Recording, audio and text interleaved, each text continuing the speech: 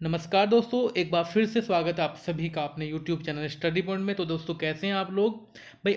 एक बार फिर से मैं आप लोगों के लिए लेकर आया हूं सी टेट का गैस पेपर और संस्कृत को इंक्लूड किया है आज की वीडियो में। और जिन लोगों को संस्कृत बिल्कुल नहीं आती है उन लोगों के लिए वीडियो काफ़ी खास होने वाली है, और जिनको आती है उनकी तो बल्ले बल्ले ही होगी। सबसे पहले हम लोग स्टार्ट करते हैं भैया। देखिए यहाँ पर जैसे कि आप लोग देख सकते हैं कि प्रकृति मनुष्यस्य उपकारिणी मनुष्य है सह तस्या शास्त्रस्तु संबंध है। दोस्तों इसको पढ़ने के लिए ऐसा मान के चलिएगा, जिन लोगों को संस्कृत अच्छे से आती है वो इसका अर्थ निकाल सकते हैं, तो वो तो पढ़ लें इसको। लेकिन जिन लोगों को पर संस्कृत नहीं आती उनको नहीं पता कि भाई इसका अर्थ क्या होगा और इस लाइन का अर्थ क्या होगा, वो मेरे ख्याल से बिल्कुल ना पढ़ें। ठीक है, मेरी बात मानिएगा, मैं आपको बताता हूँ कैसे हम लोगों को आंसर करना है। देखिए ये आपका गद्यांश रहेगा। गद्यांश में से 7 से 8 नंबर के क्वेश्चन पूछे जाते हैं। देखो हम लोग चलते हैं डायरेक्टली क्वेश्चन पर। क्वेश्चन में क्या पूछा गया है कि मनुष्य कश्या प्रतिकूलनम न आचरेत। ठीक, अब दोस्तों क्वेश्चन बहुत बढ़िया है आपका ये। अगर हम लोग इस क्वेश्चन की बात करेंगे या तो आप लोग इसको ढूंढ सकते हैं, पैराग्राफ में देख सकते हैं भाई पहली लाइन में अगर इसका आंसर मिलता है सही है। और चलिए चलते हैं हम लोग पैराग्राफ पर।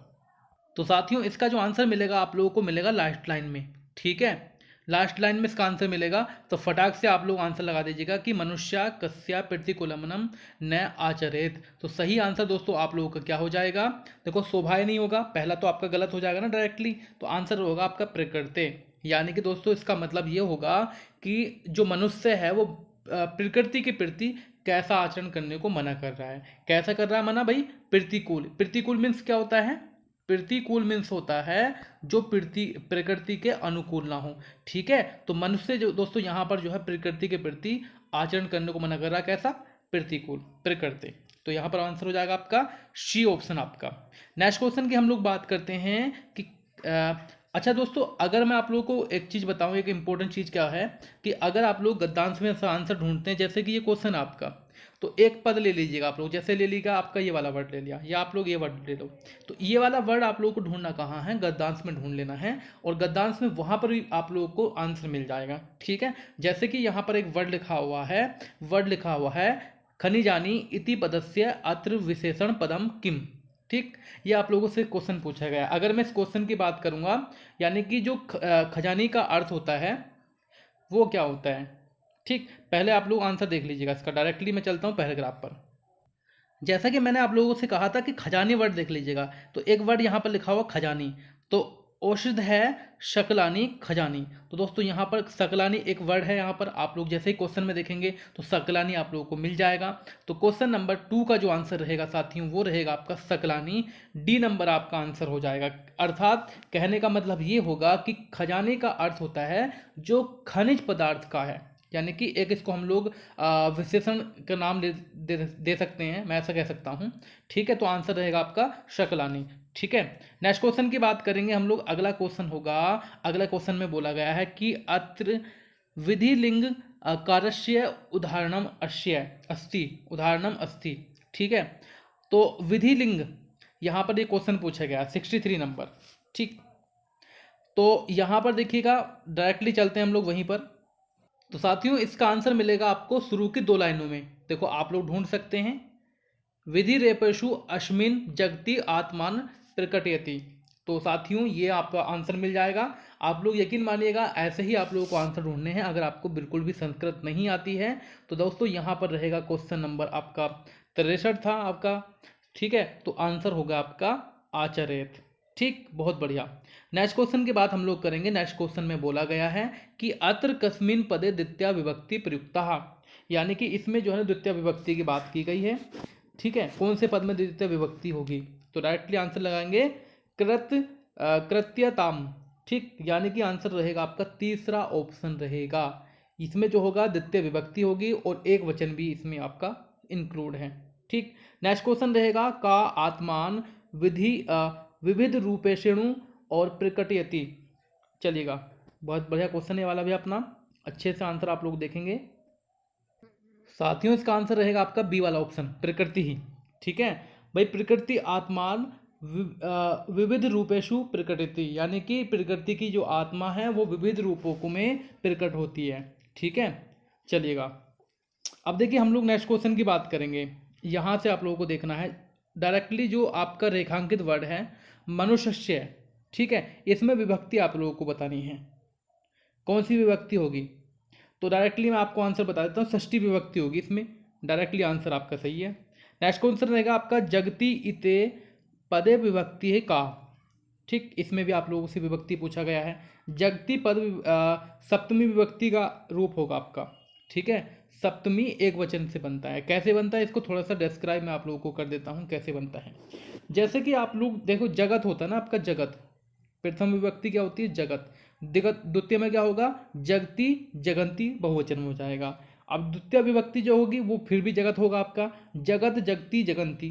तृतीय में क्या होगा जगता जगत्य भाव और जगधी। तो इस तरह से आपके बनते चले जाएंगे। तो आंसर रहेगा आपका दोस्तों सप्तमी एक वचन। क्लियर है, कोई दिक्कत, सप्तमी एक वचन होगा। क्लियर है, जगती जगतो जगत्सु सप्तमी में इस तरह से बनेगा आपका। क्वेश्चन नंबर आपका 68 में पूछा गया है कि विहाय पदे का प्रत्यय क्या होगा। विहाय पदे का प्रत्यय, चलिएगा 68 नंबर। देखिए अगर मैं विहाय की बात करूंगा इसमें होता है आपका लियप प्रत्यय। क्या होता है, लियप प्रत्यय होता है, यानी कि तीसरा वाला ऑप्शन होगा। यदि धातु से पहले दोस्तों उपसर्ग लगता है तो आपका लियप प्रत्यय होता है, ठीक। नेक्स्ट क्वेश्चन की बात हम लोग करेंगे। और दोस्तों आप लोग वीडियो को लाइक भी कर सकते हैं अगर आपको वीडियो पसंद आए तो, ठीक है। पहली बार विजिट करें, चैनल को सब्सक्राइब करना बिल्कुल ना भूलेंगे। क्लियर, चलिए आगे बात करेंगे। कै असाधु सेवितम पंथानम गच्छति, ये भी क्वेश्चन आपका अच्छा है। चलिएगा, मनुष्य, चंद्र है, पशु और वनस्पति। साथियों क्वेश्चन नंबर 69 का आंसर होगा आपका पहला मनुष्य। यानी कि दोस्तों जो मनुष्य है जो रास्ते पर चलते हुए या जाते हुए असाधुओं की सेवा करते हैं, ठीक है। नेक्स्ट क्वेश्चन की हम लोग बात करेंगे। अब आप लोगों को देखना है यहाँ पर पद्यांश, यानी कि श्लोक आप लोगों को देखना है। इस श्लोक में से आपको आंसर बताने होते हैं। इसको भी मैं नहीं पढ़ने वाला, मैं डायरेक्टली आंसर दिखाऊंगा आपको कैसे कैसे करना है। क्वेश्चन होगा आपका दोषा भवंती के, दोषा भवंती ही के 70 नंबर क्वेश्चन। अब यहाँ पर देखो दोषा भवंती, इसको हम लोग सर्च कर लेते हैं फटाक से। यहाँ पर देखिएगा भवंती गुणा आ गया यहाँ पर। क्लियर है, भवंती आपका पहली बार लाइन में लिख रहा है ना, गुणा गुण जैसु गुणा भवंती। तो डायरेक्टली हम लोग का आंसर दे देंगे दोषा भवंती के, दोषा भवंती के गाइज निर्गुणा, ठीक है, दोषा भवंती के निर्गुणा। क्लियर, आप लोग सोचेंगे कि सर निर्गुणा कैसे होगा। भाई इस तरह से होगा क्योंकि यहाँ पर देखिएगा निर्गुणा ये लिख रखा है, नहीं लिख रखा है दूसरी लाइन में, है ना, शाबाश। अगले क्वेश्चन की बात हम लोग करेंगे कि मूर्खेभ्य रत्नम अस्थि, मूर्खेभ्य रत्नम अस्थि, जो मूर्ख का रत्न है वो क्या है। चलेगा, तो इसका भी आंसर आप लोगों को फटाक से मिल सकता है। हम लोग पैराग्राफ में देख लेते हैं मूर्खेभ्य कहाँ लिख रखा है अपना। चलिएगा यहाँ पर पढ़ लीजिए, जल्दी से जल्दी देख लीजिएगा आप लोग फटाक से जी, शाबाश। तो आप लोगों को मिल गया होगा दोस्तों। यहाँ पर मूढ़ व्यक्ति क्या होता है, जिसको मूढ़ व्यक्ति यानी कि जिसकी बुद्धि लब्धि बहुत कम होती है, मूर्ख बोलते हैं मूढ़ को, ठीक है। तो पाषाण, यहाँ पर देखो एक वर्ड मिल गया आपको। तो इसका जो सही आंसर हो जाएगा साथियों वो हो जाएगा आपका 61 का पाषाण। तो सी ऑप्शन आपका सी हो जाएगा। नेक्स्ट क्वेश्चन होगा आपका, नेक्स्ट क्वेश्चन में बोला गया है कि व्यवहारे यदा कदा अपि न भवते, व्यवहारे यदा कदा अपि न भवते। तो आप लोग इसका आंसर आप लोग दे सकते हैं साथियों।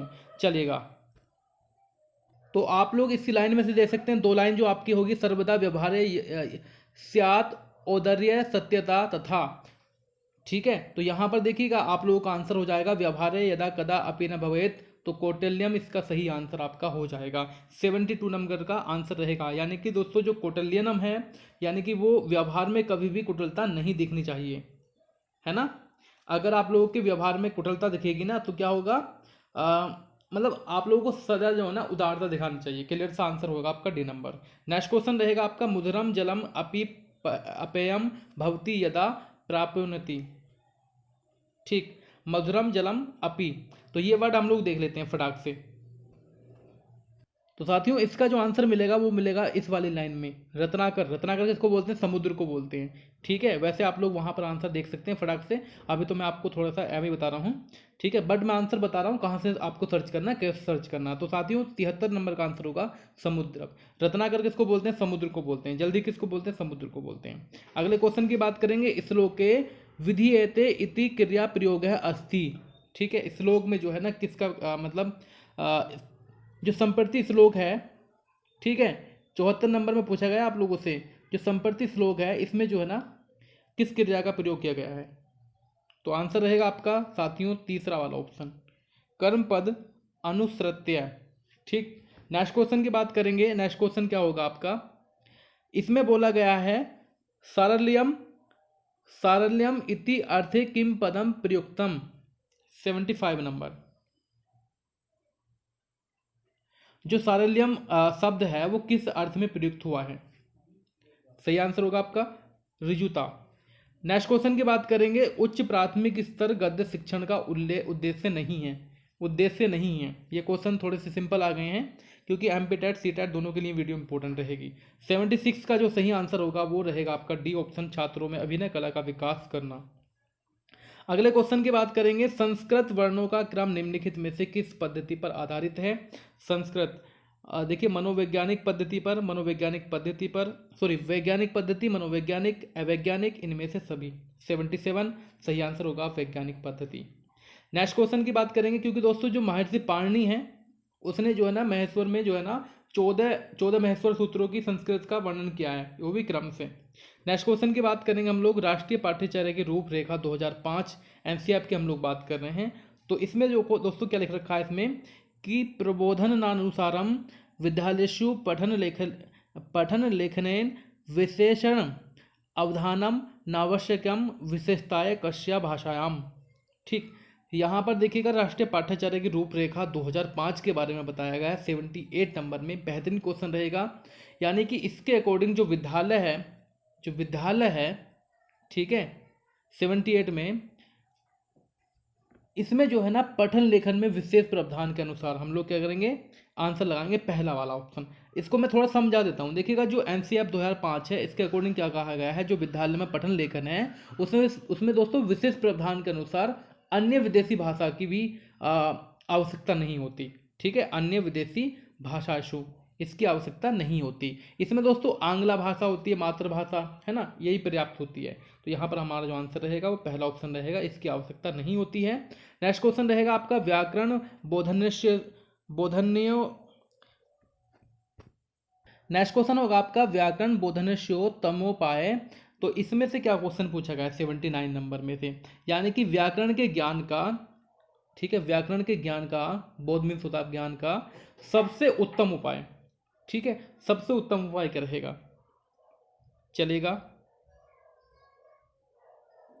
जी, सही आंसर होगा आपका तीसरा वाला ऑप्शन। 79 का होगा तीसरा वाला ऑप्शन, यानी कि व्याकरण के ज्ञान के लिए दोस्तों जो क्रियात्मक व्याकरण है उसका एकीकरण उपयोग अनिवार्य होगा। व्याकरण दोस्तों एकीकृत, तीसरा ऑप्शन रहेगा।